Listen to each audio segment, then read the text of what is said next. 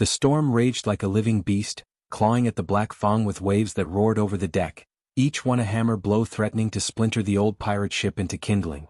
It was midnight, 1718, somewhere in the lawless Caribbean, and Elias, Iron Cane, stood alone at the helm, his scarred hands gripping the wheel as if it were the only thing tethering him to this world. Rain lashed his weathered face, each drop stinging like a whip, but his gray eyes, sharp as a cutlass, never left the horizon. The crew below deck muttered of curses and ill omens, their voices drowned by the howling wind, but Elias didn't care for their superstitions. He'd sailed through worse storms, navies, and the ghosts of his own past. At 42 he was a rogue even among pirates, a man who'd turned his back on every flag, every alliance, every code save one: survive. But tonight, something shifted in the air, a prickle on his neck that wasn't just the cold. Something was coming, and it wasn't just the storm. A cry pierced the gale, faint but sharp, like a blade slicing through the thunder. It came from starboard, where the sea churned black and merciless. Elias squinted through the sheets of rain, his heart thudding against ribs that had taken more beatings than most men could survive. A skiff bobbed in the waves, a frail thing barely holding together, and in it, a small figure clung to the edge, her silhouette barely visible against the frothing water. The crew, roused by the shout, crowded the deck, their faces twisted with suspicion. Ghosts? One spat, a wiry man named Cutler, his hand already on his pistol. Bad luck to pull anything from the sea in a storm like this. But Elias's gaze locked on the figure, and something stirred in his chest, a memory of another girl, another storm, another failure. His daughter Anna, lost to a British raid 7 years ago, her screams swallowed by flames. He shook his head, banishing the ghost, and barked, "Lower the ropes. Now." The crew grumbled but obeyed, their fear of Elias outweighing their dread of the unknown. The skiff was hauled alongside, and 2 men dragged the figure aboard, her body limp and trembling. She was a girl, no more than 16, her dark hair matted with salt and blood, her clothes, once fine now shredded, clinging to her like a second skin. A gash on her side oozed red, staining the deck, and her hands clutched a small carved locket, a child's treasure in a world of killers. Her eyes, dark as the sea itself, met Elias's, wide with fear but burning with defiance.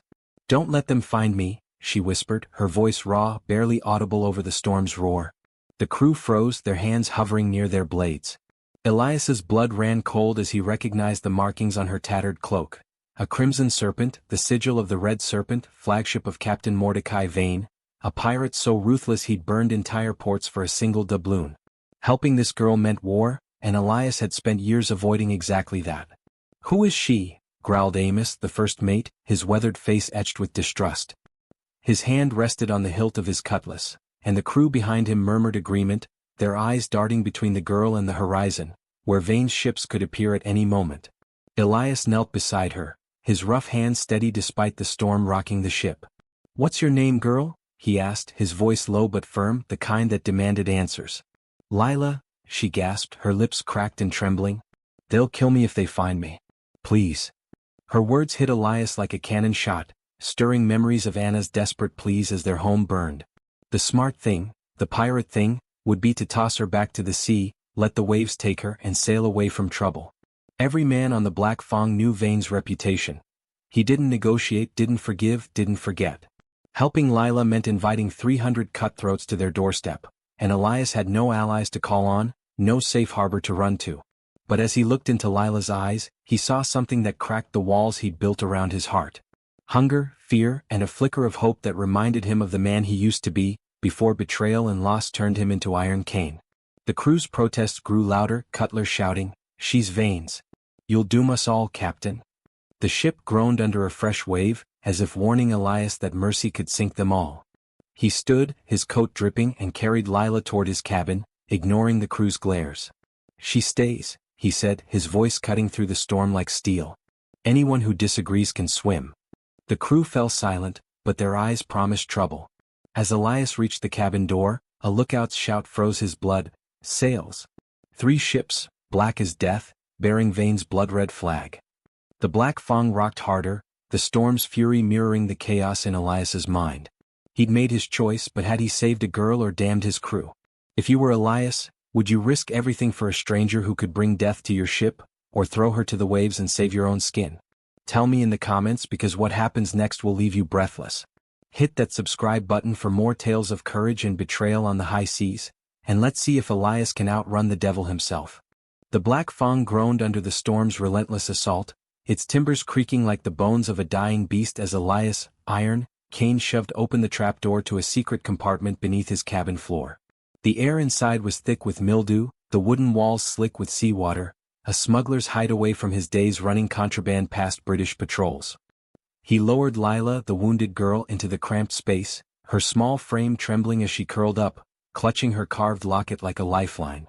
Her bloodied side glistened in the flickering lantern light, and Elias's hands, calloused from years of hauling ropes and swinging blades, moved with surprising care as he doused her wound with rum and bound it with torn strips of his own shirt. "Stay quiet," he whispered, his voice rough but steady, "or we're both dead." Lila's dark eyes met his, feverish but fierce, and she nodded, her lips pressed tight against the pane. Outside, the storm roared, but the real danger was the 3 ships of Captain Mordecai Vane, their lanterns cutting through the rain like the eyes of a predator closing in. On deck, the crew's unrest boiled over, their voices sharp with fear and defiance. Amos, the first mate, a grizzled man with a face like weathered driftwood, cornered Elias as he emerged from the cabin, his cutlass half drawn. "You're risking our necks for a girl who'll bring Vane's cannons down on us, Captain," he spat, his words carrying the weight of a crew teetering on mutiny. The others crowded behind him, their hands hovering near pistols and knives, their eyes darting to the horizon where Vane's ships loomed closer. "She's one of Vane's, marked by that serpent cloak," Amos pressed, pointing a gnarled finger at the cabin. "You think he'll let us live if we're hiding his property?" The word property made Elias's jaw clench, a reminder of the daughter he'd lost to men who saw people as things to be taken or discarded. But he kept his face stone, knowing a wrong word could spark a fight they couldn't afford. "She's no one's property," he growled, stepping close enough to smell the rum on Amos's breath. "And I'm still captain. You want to challenge that? Do it now." The crew fell silent, but the tension hung like gunpowder in the air, ready to ignite. Elias turned away, barking orders to run dark, extinguish lanterns, lower sails, make the Black Fang a ghost in the storm. The men obeyed, but their glances spoke of doubt, and Elias knew he was buying time, not loyalty. Below deck, in the dim glow of a single candle, Lila's voice broke the silence as Elias checked her bandages. "I'm not just some runaway," she said, her words halting but clear, each one costing her strength. "I'm Vane's niece. He killed my parents to take their crew, kept me locked in the Red Serpent's hold like a trophy. I escaped when his men got drunk in port." Her fingers traced the locket, and Elias saw a glint of something more than fear, defiance, maybe even a plan. "There's more," she whispered, her voice dropping lower. "I stole something from him. A map. It's tattooed on my back, hidden under my skin. It leads to an island where he stashed his gold, a fortune that could break his empire." Elias's breath caught, his mind racing. A map to Vane's hoard was a prize that could make the Black Fang's crew richer than kings, but it also made Lila a target worth more than gold. Keeping her alive meant defying Vane's fleet, 3 ships bristling with cannons and men who'd slit their own mothers' throats for a coin. Betraying her meant losing the map, and becoming the kind of man who'd let his daughter's memory die for nothing. The ship lurched as a wave hit, and Elias steadied himself, his eyes locked on Lila's. "Why tell me this?" he asked, suspicion sharpening his tone. "Because you didn't throw me overboard," she said, a faint smile breaking through her pain. "And because I saw the way you looked at this." She held up the locket, its carved surface catching the light, and for a moment, Elias saw Anna's face, her small hands clutching a similar trinket before the flames took her. The memory was a blade to his gut, and he turned away, unable to meet Lila's gaze. Above, the storm's howl was drowned by a new sound, a cannon shot, close enough to rattle the Black Fang's hull. Elias scrambled to the deck where the crew stood frozen, staring at the horizon. Vane's ships were within range, their black sails cutting through the mist, their cannons gleaming like teeth in the moonlight. "They're signaling surrender or board," shouted the lookout, his voice cracking with panic. Amos rounded on Elias, his cutlass now fully drawn. "Hand her over, Captain, or we're all fish food." Some crewmen nodded, their hands on weapons ready to force Elias's hand. Below, Lila's secret burned in his mind, a map that could change everything or end them all. "If you were Elias, would you fight your own crew to protect a girl with a map to untold riches, or hand her over to save your ship from Vane's wrath?" Drop your choice in the comments, and hit that subscribe button to see how this battle unfolds on the high seas. The Black Fang shuddered under the storm's wrath, its deck a chaos of shadows as Elias, Iron Cane barked orders to run dark, dousing every lantern to make the ship a ghost in the churning Caribbean night. The crew scrambled, their hands slipping on wet ropes, their curses swallowed by the wind, but their eyes burned with mutiny. Amos, the first mate, stood at the center of the rebellion, his cutlass glinting as he rallied the dissenters. "Vane's ships are closing, Captain," he roared, his voice cutting through the rain. "Give up the girl or we're all dead men." Elias's hand tightened on his own blade, his scarred face unyielding despite the 3 black sails looming closer, their cannons primed and hungry. The Red Serpent, Mordecai Vane's flagship, led the charge, its blood-red flag snapping like a warning of slaughter. Elias's mind raced. Lila's map, tattooed on her back, was a fortune that could save or doom them all, but his crew was fracturing and the storm offered no mercy. "Hold the line," he shouted, buying time, knowing every second brought Vane's wrath closer. Below deck, Lila huddled in the secret compartment, her breath shallow, her wounds seeping through Elias's makeshift bandages. The ship's groans masked her gasps, but the fear in her eyes mirrored the girl Elias had failed years ago, Anna, lost to fire and betrayal. He'd lied to his crew, claiming Lila was a merchant's daughter, but Amos's sharp gaze had cut through the deception like a shark through bloodied water. "You're hiding something, Captain," Amos snarled, stepping closer, his men forming a semicircle behind him. "That girl's no merchant's kin. She's Vane's and you've brought his hell upon us." The deck tilted as a wave struck, and Elias used the moment to slip back toward the cabin, his voice low and dangerous. "Question me again, Amos, and you'll meet the sea before Vane does." But the lie was crumbling, and the crew's loyalty hung by a thread as the Red Serpent's cannons roared again, a warning shot splintering the Black Fungus railing. A shout from the lookout confirmed the worst. Vane's men were boarding. Grappling hooks clawed over the Black Fungus sides, and boots thudded onto the deck, heavy with menace. Mordecai Vane himself led the charge, a towering figure in a blood-stained coat, his face carved with cruelty, his eyes gleaming with the madness of a man who'd burned ports for a single coin. "Where's the girl, Kane?" he bellowed, his voice like gravel under a boot. "Hand her over and I might let your crew live." Elias stood his ground, his cutlass drawn, but Amos saw his chance. "She's in the captain's cabin," he shouted, betraying Elias with a sneer. "Hidden below the floor." The crew split, half loyal to Elias, drawing blades to defend their captain, half siding with Amos, their greed and fear outweighing honor. Vane's men surged forward, swords flashing in the storm's lightning, and the deck became a battlefield, blood mixing with rainwater. Elias fought his way to the cabin, his blade clashing against Vane's pirates, but Amos's betrayal had opened the door. Vane's men dragged Lila onto the deck, her small frame struggling against their iron grips. She was no helpless child. She twisted free, her stolen dagger flashing in the moonlight, slashing a pirate's arm before another pinned her down. "You'll pay for that, girl?" Vane snarled, raising his pistol. But Lila's voice rang out, clear and defiant, cutting through the chaos. "You want your gold, Vane? It's on my back, a map to your island. Kill me and you'll never find it." The words stopped Vane cold, his pistol wavering, and Elias saw his chance. He barreled into the nearest pirate, his shoulder slamming the man to the deck, and reached Lila's side, his cutlass raised to protect her. The Black Fungus crew hesitated, their eyes flickering between Vane's numbers and Lila's promise of riches. Lila seized the moment, her voice carrying over the storm. "Fight with me and that gold is yours," she shouted to Elias's crew, her words a spark in the powder keg of their greed. Some wavered, their blades lowering, tempted by the fortune tattooed on her skin. Cutler, the wiry doubter, spat into the rain. "She's lying to save her neck." But others, loyal to Elias, tightened their grips, ready to fight. The deck was a tinderbox, loyalty shifting with every clash of steel. Vane laughed, a sound like breaking glass, and aimed his pistol at Lila's head. "Last chance, Kane. Give her to me, or I burn this ship to the waterline." Elias's heart pounded, the memory of Anna's screams echoing in his ears. He'd failed once but not tonight. If you were Elias, would you fight against impossible odds for a girl who could save or doom you, or hand her over to save your crew? Tell me in the comments and hit that subscribe button to see who survives this bloody night on the high seas. The Black Fungus deck was a maelstrom of blood and steel, swords clashing like thunder as Elias' Iron Cane faced Mordecai Vane's pistol, its barrel pressed against Lila's temple.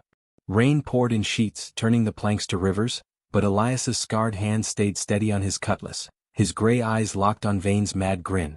Surrender her, Kane, or your ship burns. Vane roared, his voice cutting through the storm's howl. The Black Fang's crew was split, half fighting Vane's pirates, half frozen by Amos's betrayal, their loyalty wavering under the promise of Lila's map to a hidden fortune. Elias's heart thundered, memories of his daughter Anna's final moments flashing like lightning, her screams, the flames, his failure. He wouldn't fail Lila. With a bellow he lunged, knocking Vane's pistol aside and pulling Lila free. To the crow's nest, he shouted, shielding her as they scrambled up the rigging, blades flashing below. The deck was chaos, steel sparking against steel, blood mixing with seawater, but Elias fought with a ferocity that stunned even his loyal men, his blade carving a path through Vane's pirates. Lila climbed, her wounded side screaming, but her hands gripped the ropes with desperate strength. From the crow's nest, high above the fray, she clutched her carved locket, her dark eyes blazing with a fire Elias hadn't seen before. "I'm not just Vane's niece," she shouted, her voice carrying over the storm, clear and unyielding. "I'm Isabella Cortez's daughter." The name hit the deck like a cannon shot. Cortez, the pirate queen whose legend still haunted the Caribbean, slain by Vane a decade ago to seize her fleet. Lila ripped open her locket, revealing a tiny signal flare, a relic of her mother's crew loyal even in death. "They're coming," she cried and ignited the flare. A streak of fire pierced the storm, lighting the sky like a second dawn, its glow cutting through the rain and mist.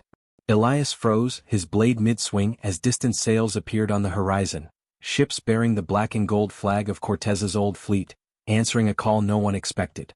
The tide turned in an instant. Vane's men faltered, their shouts of victory twisting into panic as the Cortez fleet closed in, their cannons gleaming in the flare's fading light.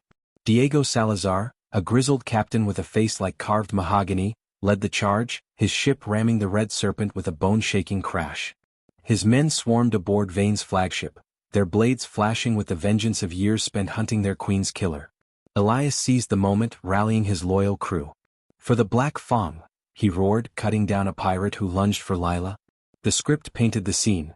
The deck was a battlefield, splintered wood and fallen men washed by waves, as Elias fought like a man reborn, his guilt for Anna's death forged into purpose. Lila, still in the crow's nest, shouted to the Black Fang's crew, her voice raw but commanding.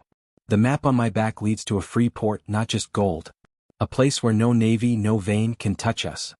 Her words struck deep, swaying even Amos's mutineers, their greed shifting to a dream of freedom. But Vane wasn't done. He fought his way to the Black Fang's mainmast, his coat torn, his eyes wild with rage.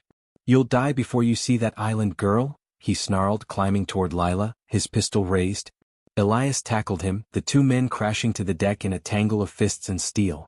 The Cortez fleet pressed their advantage, their cannons pounding Vane's remaining ships, but the Black Fang was caught in the crossfire, its hull groaning under the strain. Lila clung to the crow's nest, her flare's light fading but her resolve unbroken. Elias, bloodied from a gash on his arm, locked eyes with her, seeing Anna's hope in her face, a chance to save what he'd lost.